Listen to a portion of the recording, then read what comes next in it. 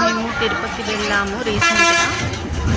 అక్కడ చూడవలసిన ప్లేసెస్ శ్రీవారి పాదాలు. ఇవి దగ్గరలో చాలా ఉంటాయి చూడవలసిన శ్రీవారి పాదాలు. నెక్స్ట్ చక్రతీర్థం, ఆకాశగంగ, పాపనాశని, అండ్ ఇది వచ్చేసి శిలాతోరణం. ఇది చక్రతీర్థం. అక్కడ దగ్గరలో చూడవలసిన ప్లేసెస్ ఉంటాయి ఫ్రెండ్స్, చూడండి కంపల్సరీగా, చాలా బాగుంటాయి.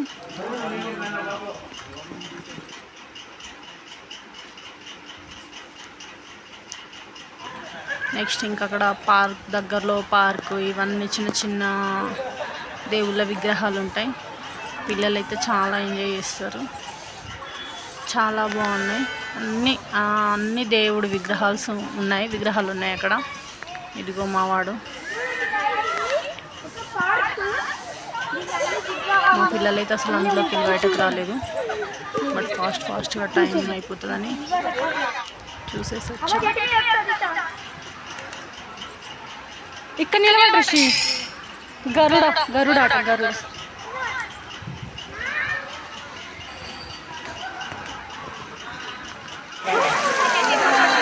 చక్రతీర్థం ఫ్రెండ్స్. వాటర్ అనేవి మనం తలపైన చల్లుకుంటే చాలా మంచిదంట. ఇక్కడ గంగమ్మ దేవత కూడా ఉంటుంది. నెక్స్ట్ అవన్నీ తిరిగేసాక మనకు తిరుపతిలో అన్న ప్రసాదం పెడతారు కదా, ఇది వెంగమాంబలో. మనకు అక్కడ ఫ్రీ బస్సెస్ కూడా ఉంటాయి, నడుస్తూ వెళ్ళని అవసరం లేదు.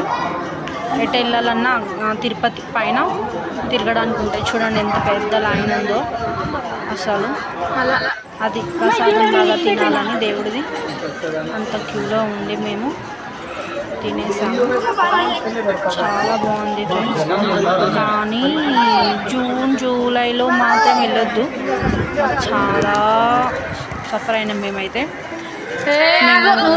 టికెట్స్ బుక్ చేసుకున్నాం కానీ స్పెషల్ దర్శనానికి, అయినా కూడా 10 hours అలా పట్టింది. ఇంకా ఫ్రీ దర్శనం వాళ్ళైతే 2 days అలా పట్టింది టైం. చూడండి కొన్ని వేల లక్షల మంది వచ్చారు మేము వెళ్ళినప్పుడైతే.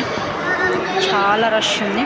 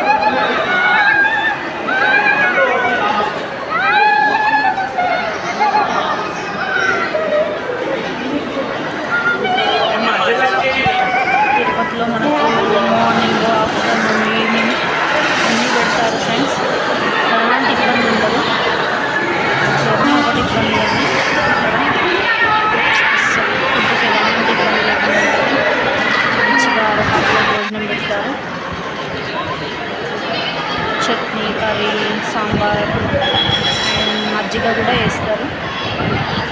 ఆఫ్టర్నూన్ అండ్ నైట్ కూడా పెడతారు రైస్. చూడండి ఇక్కడ అన్ని నాట్యం అవి ఇవి చేస్తుంటారు దేవుడి దగ్గర. చాలా బాగుంటుంది ఫ్రెండ్స్. మేమైతే ఎవ్రీ ఇయర్ వెళ్తాం, బట్ ఈ ఇయర్ మాత్రం చాలా టైం పట్టింది దర్శనానికి. అక్కడ దేవుడికి ఇప్పుడు బ్రహ్మోత్సవాలు జరుగుతున్నాయి అన్నమాట. ఏదో బట్టలు అవి ఇవి తీసుకెళ్తున్నారు, కొత్త బట్టలు. ఇదిగోండి ఎంత బాగుందో, హుండీలో మనీ కౌంట్ చేసేది.